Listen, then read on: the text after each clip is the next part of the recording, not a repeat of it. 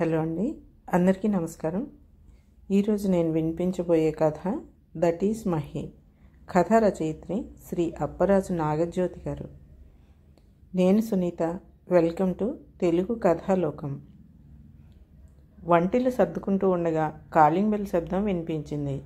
తలుపులు తెరవగానే ఎదురుగా మ్లానమైన మొహంతో కనిపించిన మహికను చూసి ఆశ్చర్యపోయాను. అదేమిటి మహి, నీ ఫ్రెండ్తో సాయంకాలం దాకా ఎంజాయ్ చేసి వస్తావనుకున్నాను, అరగంటలో తిరిగి వచ్చేసావేమిటి అన్న నా ప్రశ్నకు బదులు చెప్పకుండా మౌనంగా తన గదిలోనికి వెళ్ళిపోయింది. తన ప్రవర్తనకి నేను పెద్దగా నొచ్చుకోలేదు. ఎందుకంటే మహి మనస్తత్వం నాకు బాగా తెలుసు.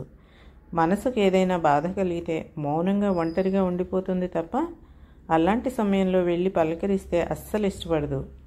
కొద్దిసేపటి తర్వాత తనే వస్తుంది. అందుకే నేను తను వెనకాల వెళ్ళి మళ్ళీ రెట్టించి అడగకుండా నా మానాన నేను వంటింట్లోకి వెళ్ళిపోయాను. అయితే చేతులు యాంత్రికంగా పనులు చేసుకుపోతున్నా అక్కడ అసలు ఏమైందో, మహి ఎందుకు హర్ట్ అయిందో అన్న ఆలోచనే నా మనసంతా నిండిపోయింది. ప్రపంచాన్ని గడగడా వణికిస్తున్న కోవిడ్ మహమ్మారి మూలన ఇంటర్మీడియట్లో చేరాక మహికి కాలేజీకి వెళ్ళే అవకాశమే రాలేదు. ఇంట్లోనే ఆన్లైన్ క్లాసులకు అటెండ్ అవుతూ 10th దాకా తనతో కలిసి చదివిన స్నేహితురాళ్లతోనే అప్పుడప్పుడు ఫోన్లో మాట్లాడుతూ ఉంటుంది. అలాంటిది చాలా రోజుల తర్వాత ఈరోజు మధ్యాహ్నం, అమ్మా, ఈరోజు నా స్కూల్ ఫ్రెండ్ శ్రేయ మన పక్క బ్లాక్లో ఉన్న వాళ్ళ చుట్టాల ఇంటికి వచ్చింది. వారం రోజులు ఇక్కడే ఉంటుందిట. వెళ్ళి తనను కలిసిరానా అని మహిక అడగగానే, వెళ్ళిరామ్మా, నువ్వు చాలా కాలంగా ఇంటి నుండి కాలు బయట పెట్టింది లేదు. ఇలాగైనా నీకు కాస్త చేంజ్గా ఉంటుంది. హాయిగా మీ ఫ్రెండ్తో నీకు ఇష్టం వచ్చినంతసేపు గడిపిరా. ఆ అమ్మాయిని కూడా ఇక్కడ ఉన్నన్ని రోజులు వీలైనప్పుడల్లా మన ఇంటికి కూడా రమ్మని చెప్పు అని చెప్పి పంపించాను. చాలా రోజులు కలిసిన స్కూల్ ఫ్రెండ్తో కబుర్లు చెప్పుకుంటూ ఉంటే కాలమే తెలియదు. అలాంటిది ఈ పిల్ల ఇంత త్వరగా వెనక్కి తిరిగి వచ్చేసిందంటే తప్పకుండా అక్కడ ఏదో జరిగే ఉంటుంది అనుకుంటూ వంటింట్లో పని పూర్తి చేస్తూ ఉండగా పెద్దగా ఏడ్చిన శబ్దం వినిపించడంతో ఒక్క ఒదుటున మహి గదికి పరిగెట్టాను. అక్కడ మంచంపై బోర్లా పడుకుని ఏడుస్తున్న మహిని చూసి నా మనసు బాధ కలిగింది. ఏం జరిగిందమ్మా అంటూ లాలనగా అడిగాను. నా మాటలకు అది సమాధానం చెప్పకుండా మరింత పెద్దగా ఏడవటంతో నాకు కంగారేసిన సర్దుకుని ఓదార్పుగా దాని వీపు నిమురుతూ అలాగే కూర్చుండిపోయాను. కొద్దిసేపటికి తేరుకున్న మహిక మెల్లిగా నోరు విప్పింది. అమ్మ, ఒక విషయం చెప్పు, నేను చాలా లావయ్యానా, నాకు బాగా ఒళ్ళొచ్చేసిందా అంది. ఆ ప్రశ్నకు ఆశ్చర్యపోతూనే దాని భుజాలు పట్టుకుని లేపి పైకి కిందికి తేరిపార చూశాను. మహిక మంచి పొడగరి, మునుపు కొద్దిగా సన్నగా పేలగా ఉండే పిల్ల బహుశా ఈ కోవిడ్ సమయంలో ఇంటి పట్టునే ఉండి సరైన ఆహారం తీసుకోవాలటం వల్లనేమో మరి ఇప్పుడు ఎత్తుకు తగినంత లావుందే తప్ప ఎంత మాత్రం ఎబ్బెట్టుగా లేదు.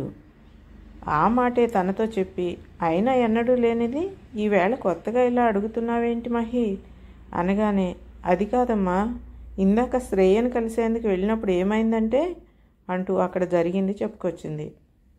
తలుపులు తెరిచిన శ్రేయ, హాయ్ మహి, ఎన్నాళ్ళయిందో మనం కలిసి అంటూ మహిని వాటేసుకుంది. ఆ మరుక్షణమే మహిని పైనుండి కింది దాకా చూసి, సన్నగా తీగలా ఉండేదాన్ని ఇలా మారిపోయేవేంటే అనేసింది. ఆ మాటలకు మహికకి మూడ్ ఆఫ్ అయిపోయింది. ఆ తర్వాత శ్రేయ ఏదో మాట్లాడుతూనే ఉన్నా మహికకు అక్కడ ఇంకా ఎక్కువసేపు కూర్చునేందుకు మనస్కరించలేదు. అందుకే ఓ పావుగంట తర్వాత కొంచెం పనుంది, నేను వెళ్తానంటూ చెప్పి ఇంటికొచ్చేసింది. మహి చెప్పింది విన్నాక నాకు చాలా చిరాగ్గా అనిపించింది. అసలే మహికకు మొదటి నుండి ఇతరులు తన గురించి ఏమనుకుంటారోనన్న భయము ఆందోళనలు చాలా ఎక్కువ. దానికి తోడు ఏ విషయంలోనైనా తనని ఎవరైనా విమర్శిస్తే అస్సలు తట్టుకోలేని సున్నితమైన మనస్తత్వం. అలాంటి మనిషికి ఇటువంటి కామెంట్స్ని తట్టుకోవటం కష్టమే.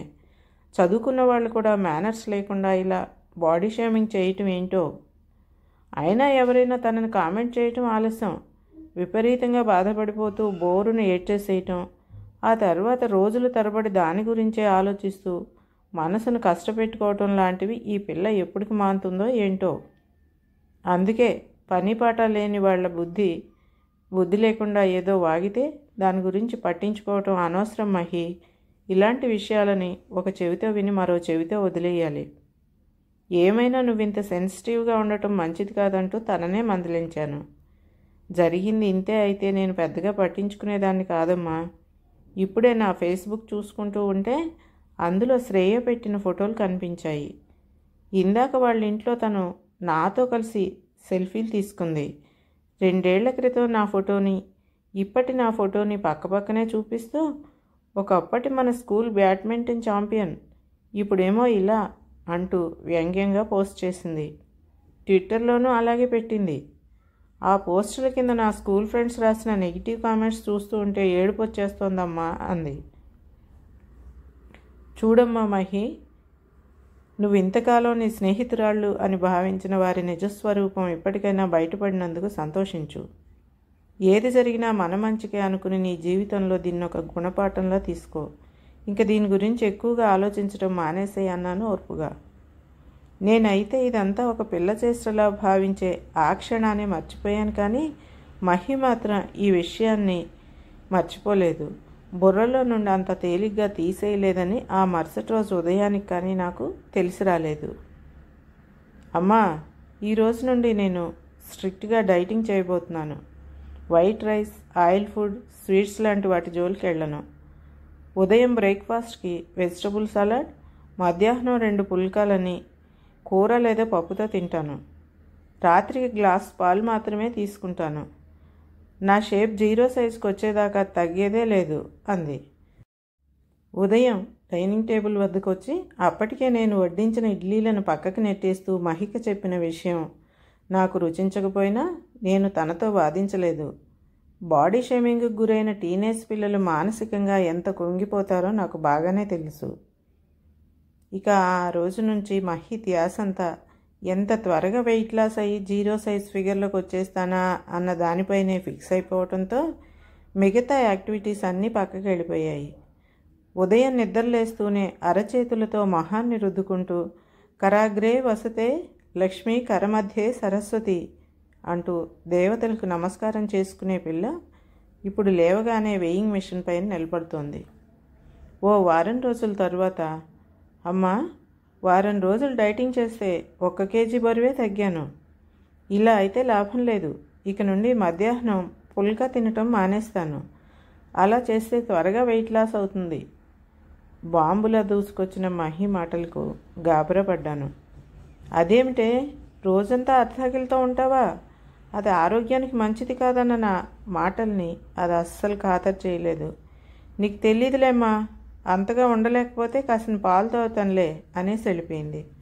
ఆ తర్వాత 10 రోజులకి, అమ్మా, ఈ వీడియో చూడు.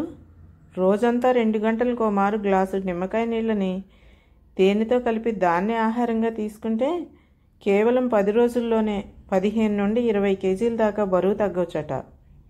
ఈ రోజు నుంచి నేను ఈ డైట్నే ఫాలో అవుతానన్న మాటలకి నాకు అరికాలు మంట నెత్తికెచ్చింది. నీకేమైనా మతిపోయిందా మహి? నీ హైట్కి నువ్వు ఏమాత్రం ఓవర్ వెయిట్ లేవు.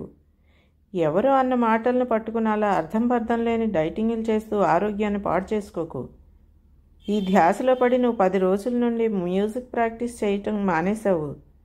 ఇంతకు ముందల్లా చదివింది చాలు, ఇక పడుకోవే అన్నా వినకుండా ఐఐటీలో సీట్ రావాలంటే చాలా కష్టపడాలని చెప్పి రాత్రి 12 దాకా చదువుకుని ఆ తర్వాత అరగంట సేపు మ్యూజిక్ ప్రాక్టీస్ చేసుకుని కానీ నిద్రపోయేదాన్ని కాదు.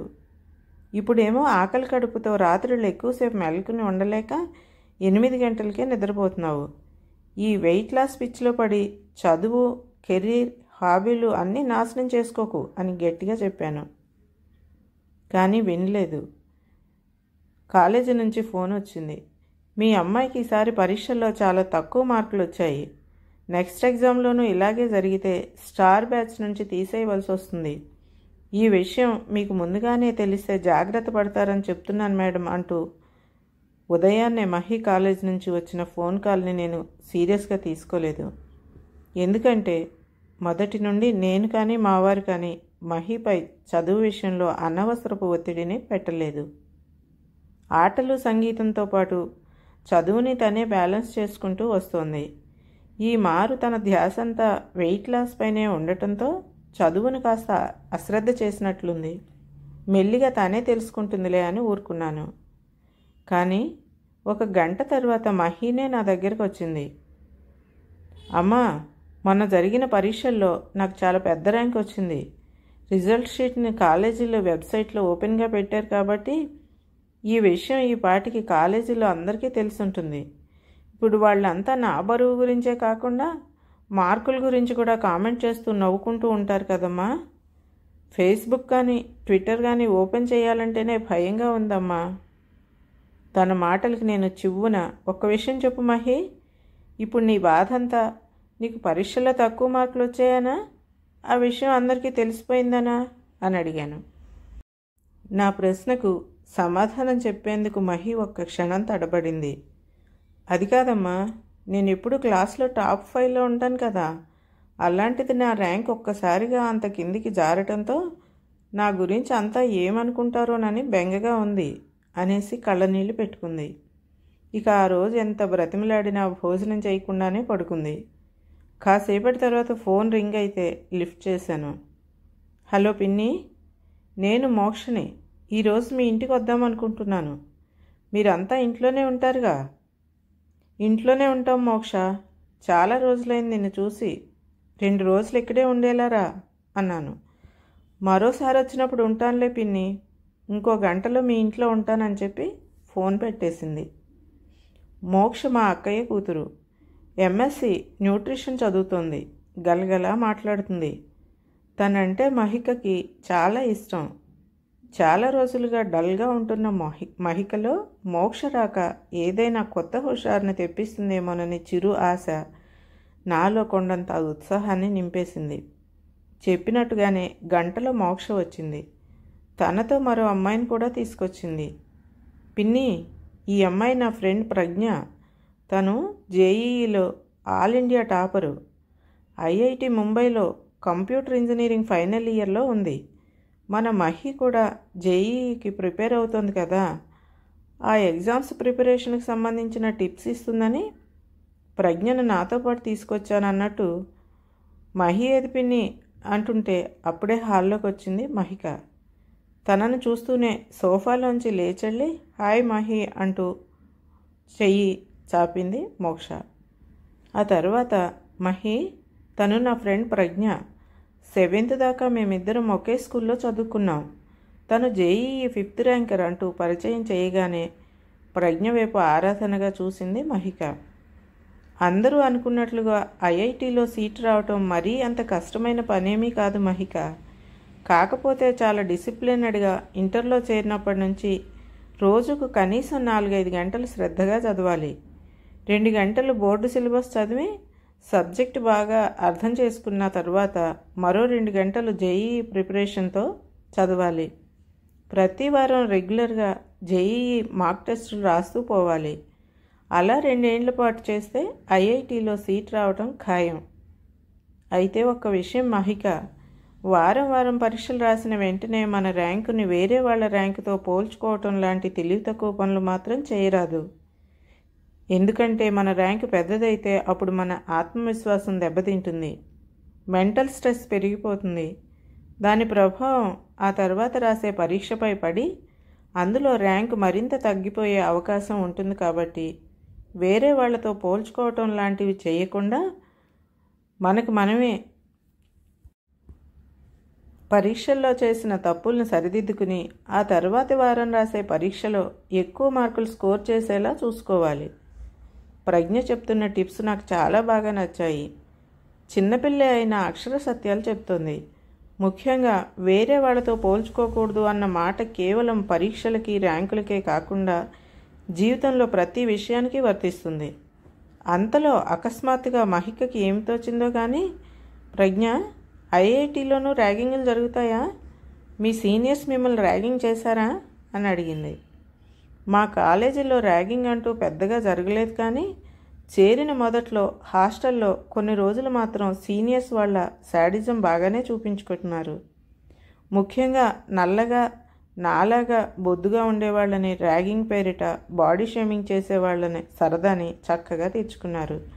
లైఫ్లో అవన్నీ తప్పవు కదా అంటూ సింపుల్గా ప్రజ్ఞ చెప్పిన దానికి మహిక చాలా ఆశ్చర్యపోయింది. అదేమిటి ప్రజ్ఞ, వాళ్ళు మిమ్మల్ని బాడీ షేమింగ్ చేస్తే దాన్ని అంత ఈజీగా తీసుకుని ఎలా ఉన్నారు? ఇలాంటివన్నీ నా స్కూల్ డేస్ నుంచి అలవాటు అయిపోయాయి మహిక. అప్పట్లో ఎవరైనా నన్ను తారు డ్రమ్ము, సిలిండరు అంటూ వెక్కిరించినప్పుడు ఇంటికొచ్చి బాగా ఏడ్చేదాన్ని. అది చూసి మా నాన్నగారు ఒకరోజు నాతో ఒక మాట చెప్పారు. చూడమ్మా, నల్లగా ఉండటం, లావుగా ఉండటం లేదా పొట్టిగా ఉండటం ఇవేవీ లోపాలు కావు. ఎదుటి వ్యక్తిలోని సుగుణాలన్నింటినీ పక్కకు తోసేసి కేవలం రంగు, రూపు, ఆకారాల్లో వికారాలని వెతుక్కుని హేళన చేయటం అనేది మనుషుల్లోని కుసంస్కారానికి నిదర్శనం. అలాంటి వారి మాటల్ని పట్టించుకుంటే నువ్వు జీవితంలో పైకి రాలేవు. అన్నిటికంటే ముందు నువ్వు నేను అందంగా లేను అనుకోవటం మానేసి భగవత్ప్రసాదితమైన నీ శరీరాన్ని ఉన్నట్టుగా యాక్సెప్ట్ చేయటం మొదలెడితే నీ మీద నీకు కాన్ఫిడెన్స్ పెరుగుతుంది. అప్పుడు ఎదుటి వాళ్ళ కామెంట్స్ నిన్ను తాకవు. ఏనాడైతే వారి కామెంట్స్కు నువ్వు బాధపడటం మానేశావో ఆనాడే వాళ్ళకి నిన్ను కామెంట్ చేయటంలో ఉన్న మజా పోతుంది. దాంతో వాళ్ళు నిన్ను వదిలేసి తాము గేలి చేయగానే ఏడ్ చేసే మరో వీక్ క్యాండిడేట్ని వెతుక్కుంటూ వెళ్తారు. నువ్వే ఆలోచించు, ఈ ప్రపంచం సచిన్ టెండూల్కర్ని ఒక గొప్ప క్రీడాకారుడిగా గుర్తిస్తోందా లేక పొట్టివాడని గేలి చేస్తోందా? నీ శరీర కొలతలు, రూపురేఖలు, మేనివర్ణాలతో నిన్ను అంచనా వేసే వాళ్ళందరికీ నీ రంగంలో ఉన్నత శిఖరాలను అధిరోహించటమే నీ సమాధానం కావాలి. ఒకసారి కనుక నువ్వు పైకి ఎదిగితే ఇక ఆ తర్వాత నిన్ను ఎగతాళి చేసే ధైర్యము, దమ్ము ఎవ్వరికీ ఉండదు. ఆ రోజున నాన్న చెప్పిన మాటలు నా మనసులో లోతుగా నాటుకున్నాయి. ఇక ఆనాటి నుండి నన్నెవరు ఎన్ని విధాలుగా హేళన చేసినా వాటిని నేను మనసు దాకా తీసుకెళ్లడం మానేశాను. నా గురించి ఎదుటి వాళ్ళు ఏమనుకుంటారో అనే ఆలోచన మాని నన్ను నేను ఉన్నట్లుగా యాక్సెప్ట్ చేయటం మొదలుపెట్టాను. ప్రజ్ఞ చెప్తున్న దాన్ని ఆశ్చర్యంగా వింటోంది మహిక. నిజమే ప్రజ్ఞ, ఇదే విషయాన్ని కాస్త అటు ఇటుగా మేము రోజు మా లెక్చరర్స్ నోటి నుండి వింటూ ఉంటాము. మా కాలేజీలో జరిగే సెమినార్లలో చాలామంది తమ శరీర కొలతలు బాగోలేవని, అద్దం ఎదుట నిలబడితే డిప్రెషన్ కలుగుతోందని, చుట్టుపక్కల వాళ్ళు చేసే బాడీ షేమింగ్ను భరించలేకపోతున్నామని, ఎలాగైనా వారం 10 రోజుల్లో 0 సైజ్ ఫిగర్కి మారిపోవాలని ఉందని, అందుకు తగిన క్రాష్ డైట్లు చెప్పండి అంటూ అడుగుతూ ఉంటారు.